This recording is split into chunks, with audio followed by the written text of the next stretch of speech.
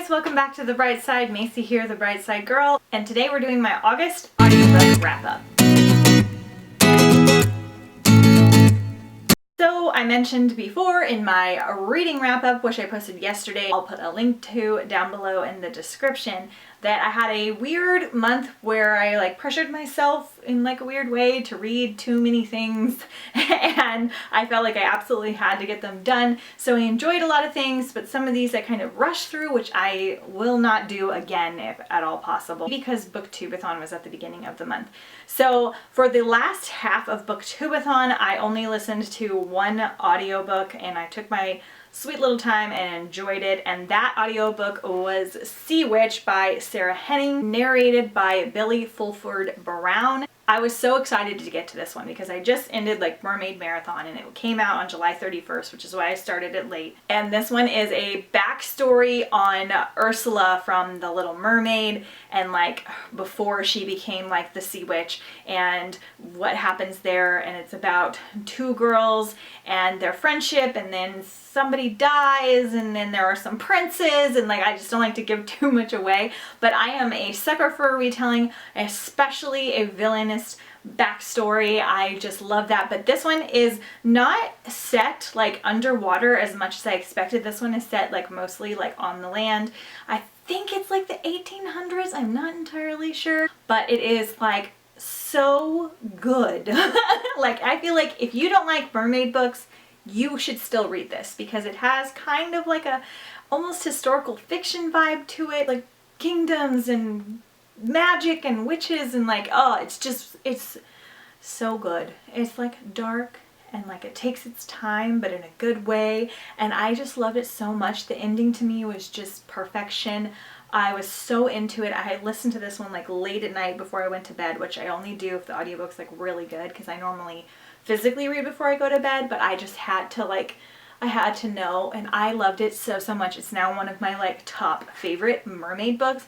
Our narrator was fabulous. I did listen to this one at 1.2 speed to speed it up just a little bit, but I really loved it. And I gave Sea Witch 5 stars. Then I listened to Princess in the Spotlight and Princess in Love, both by Mcfadden, narrated by Anne Hathaway, which is why I continued to listen to the Princess Diaries series. So I read the Princess Diaries in July and I enjoyed it pretty well, but I continued on with the series because I like Anne Hathaway and her narrations, and she just is Princess Mia to me. So I don't want to give anything away, obviously, but they're cute contemporary books about a girl that finds out she's a princess, and there's a little bit of politics in here where she's got to figure out how to rule, and there's romance, goodness in there, but it's just, they're so cute. I don't know if I'm going to read the whole series because it's 13 books long, but they're kind of nice to listen to while I work because they're really short. And if you miss certain things, it's not a big deal. But the audiobooks are really cute. They are a little bit more juvenile than a lot of the other YA books that I talk about, but Anne Hathaway does a really good job, and I gave both these books 3.5 stars. So then I jumped into the audiobooks that Jeff, my husband, picked out for me. He picked out the majority of my August TBR, and I kind of overdid it with between Booktubeathon, him picking my TBR, and just the other books that I had to read this month. But I started off listening to Lamb by Christopher Moore, narrated by Fisher Stevens, who did a really good job, and he is a famous actor and he's been in a lot of things. Of course I can't think of anything right now, but he did a very good job with the narration. Okay, let me just say, first of all, this is not a young adult book. Jeff thought it could still kind of fall in that category, but he hasn't read it in years, and it's very inappropriate in my opinion. So I am sorry to anyone that I didn't clarify that before, but this one it's got some fairly raunchy stuff in here. This is all about Christ's childhood friend. It's satire kind of on Jesus and a retelling on Jesus, and I don't know. It is very clever and Christopher Moore really does his research, so he really knows a lot of the like religious and spiritual aspects that he's talking about and making fun of. Like, he actually knows like the history behind them, and like, I don't know what religion he grew up, but he has a very thorough understanding of a lot of religion. So that's always kind of nice when you get a satire book, so there's not just somebody making fun of something that they don't know anything about. But if you're easily offended, like if you're a Christian and you're easily offended by that, by people poking fun at things, then definitely don't read this. So what happened was I listened to about 7 hours of this, and then my audiobook from Overdrive had to be returned, and then I didn't get it back on audiobook until like the very end of the month, and I had like 2 or 3 other audiobooks to finish. I had 7 hours in this one left because it's pretty long. And I just like, while it was good and I kind of understand why people like it, it's very much like a guy's book in my opinion. It has a lot of raunchy stuff in it. It's very silly. It's very satire-y. I think it's very, very clever. I get why people like it, but it was just like not for me, or at least not for me at that time, because I was just like, I just want to get this done so I can listen to something else. And I don't ever want to feel that way. So Jeff, because of that, gave me permission to just DNF this book, possibly temporarily, I don't know, we'll see in the future, and continue on with some other books that he had on my list, specifically ones that he was actually listening to with me. So this was my first DNF of the year, but it wasn't like a horrible book. It just wasn't necessarily my taste. After that book got returned, I started Eragon by Christopher Paolini on audiobook, mainly because I heard really good things about it on audiobook, particularly from Murphy Napier over on her channel. She like recently did it. I never read this growing up. I think I attempted to, and I just wanted it to be Harry Potter, and it is definitely not Harry Potter, but it came out like around some of the hype, about a magical land and a young boy, and he lives with his uncle and his cousin, and he learns about dragon riders from the past and how there used to be dragons and the riders, and then a particular rider had come in and killed off all the dragon riders, and they basically were no more except for, I think the king still had a dragon possibly. And so he's learning about that, and then he finds like a magical stone, or what he thinks is a stone, and great, beautiful, magical, chosen one things occur. I love this book and this world. I was so surprised at how much I enjoyed it, and so upset that I didn't read it or listen to it when I was younger, because the world is so well thought out, like Lord of the Rings and Game of Thrones and those kinds of like magical worlds, because there's like goblins and elves and like all those kinds of different creatures and dragons and all that stuff. Then you're gonna love this book. It definitely has a lot of detail and has a lot of fantasy aspect into it. There's a lot of character development, so it's definitely a little bit more slow going. I didn't feel that way necessarily on audiobook, even though it was like 18 hours. I did listen to it at like 1.2, maybe 1.4 speed. I just really enjoyed it. Gerard Doyle is the narrator, and he does such a fabulous job. He has such a great voice. I'm so excited to read the rest of the series eventually. I really, really loved it. Like, it's one of my new all-time favorite fantasy worlds, because it was just so well thought out, and I was so shocked with how well it was done, because Christopher was like 15 when he wrote this book, and it's huge, and so are all the other books.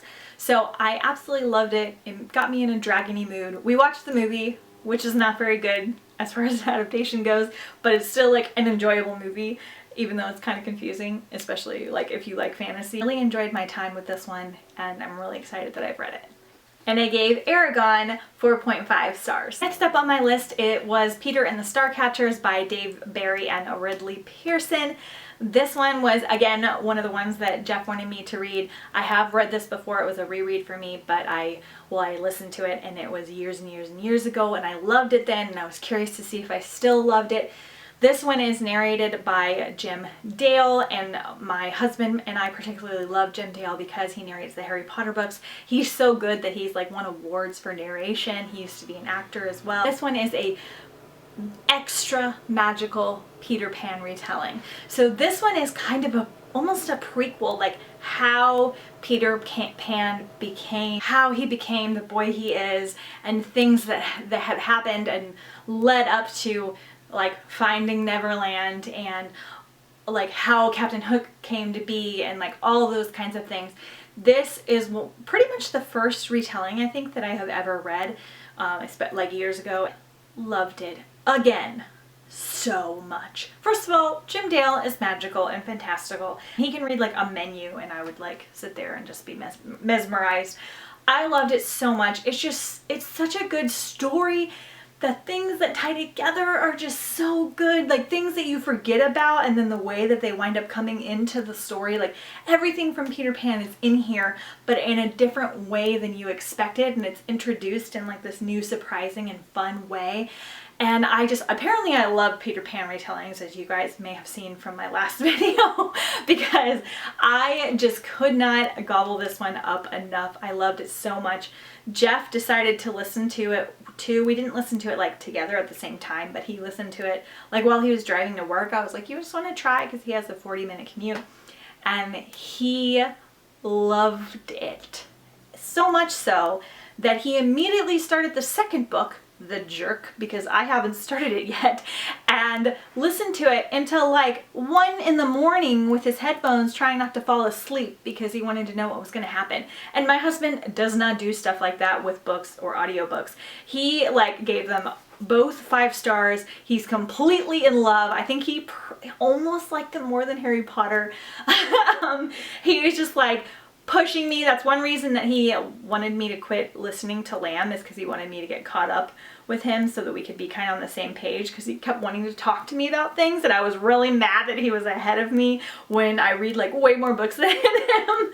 But oh my gosh, we had such a great time. It was so much fun to do together as well, and I'm so glad that I wound up loving this just as much as I did the first time. It's such a good retelling. It's so amazing, and I have other books by Ridley Pearson that I'm really excited to jump into as well. So definitely read Peter and the Starcatchers. I gave Peter and the Starcatchers 5 stars. Then I was honestly listening to a lot of these at the same time. I was kind of a little bit stressed out because I had Peter and the Starcatchers in physical CD form, like in my car, and then I had like this one on my overdrive, and so I was kind of bouncing back and forth, and I don't recommend doing that. I don't mind doing like 2 at the same time if they're not super similar, but I had like 3 or 4 going at once, and I didn't like that, just FYI. So I wound up listening to City of Heavenly Fire by Cassandra Clare, because this was the next book on my read-along with Emma Books and the whole Shadowhunters Chronicles. I was really proud of myself because I read all 5 of the other Mortal Instrument books and 3 of the Infernal Devices, and they're like big fantasy books. And I was so pumped kind of to read this one and be like, you know, get a 700-page book under my belt. I had so many other things to read, and I didn't want to get behind because I still have like 4 or 5 books left once I start like the Bane Chronicles and all that kind of stuff. And I was just like, how am I going to read this book and all the other books and listen to things? So I was just like, let me check out the audiobook, because I didn't like the audiobooks for some of the other ones because they have different narrators every time, which is weird. And I was like, maybe I'll just start it on audiobook and then I'll go and read it. Well, it's narrated by Jason Dohreg and Sophie B. Turner. And Sophie Turner is Sansa Stark, Game of Thrones. She's an actress. And I was like, done, I'm listening to it on audiobook. They swapped chapters, which was interesting because I thought it was going to be like she was going to read the female perspective and then he was going to read the male perspective. But Cassandra Clare doesn't really do that. So they just like each read a different chapter. I didn't really like Jason's narration, like almost at all. It was like doable, but it was just very dull to me. And even Sophie, I really enjoyed her for most of it, but there were occasional voices and things that she just couldn't quite get the right level for. But overall, I really enjoyed it. It was like a 20-hour audiobook. It was almost my longest audiobook that I've ever listened to. I did absorb it really well. I wound up liking this book the most out of the Mortal Instrument series, which is awesome. Another reason I listened to it on audiobook is because I was nervous, because I read the other books and they were okay, and like I liked City of Fallen Angels, but I didn't like City of Lost Souls that much. So I just was like, this was such a big one to commit to. But I wound up really liking it, and it made me like the series overall. I got to see some special people in here that I didn't know were coming. That was really exciting. Part of things I learned in Infernal Devices made me enjoy this one even more, and now I'm really, really stoked to keep going with the series. And I'm so proud of myself that I finished both Cassandra Clare series now under my belt. I'm like having a little Cassie Clare party over here. But yeah, I really did like it on audiobook, like Sophie's parts. Like I almost wanted to skip Jason's, but you can't really do that. But anyway, that was one that I listened to. And I gave City of Heavenly Fire 4 stars. And then the last book I listened to on audio was After Alice.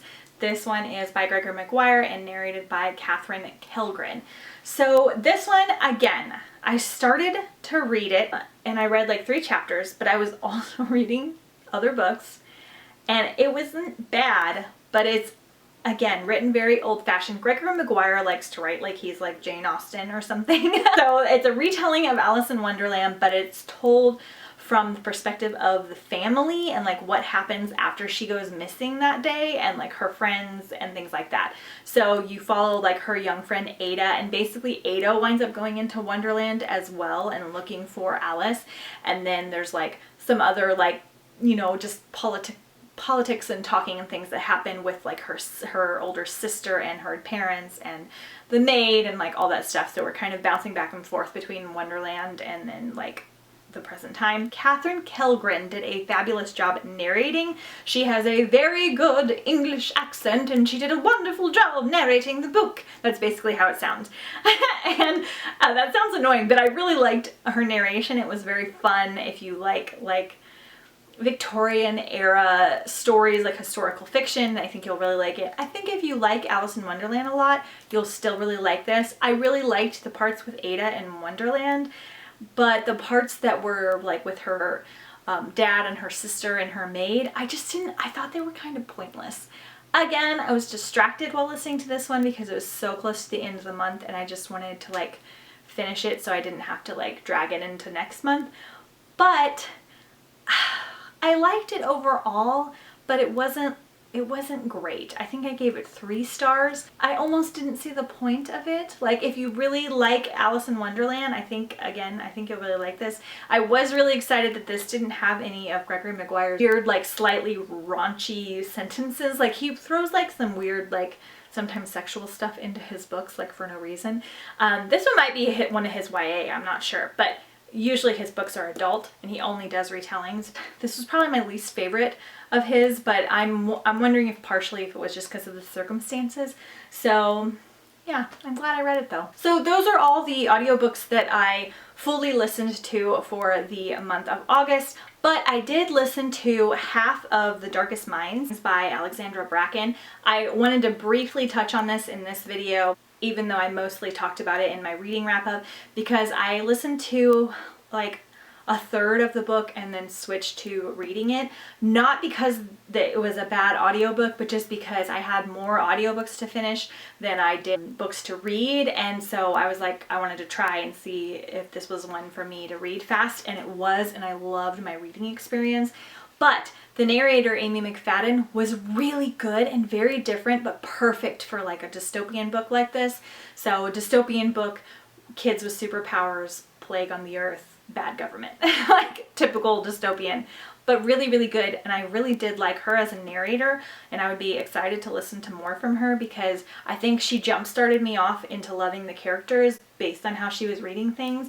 So I wanted to mention it here because I really enjoyed it and would recommend it as an audiobook, even though I didn't listen to the entire thing. So those are all of the books that I listened to for the month of August. I am pretty proud of myself because some of them, if not most of them, were over 10 hours, and I got through some really like monumental books that have been on my TBR for a little while. So I feel like very accomplished this month with both my reading and my audiobook wrap up, even though I kind of got a little stressed out there for a minute.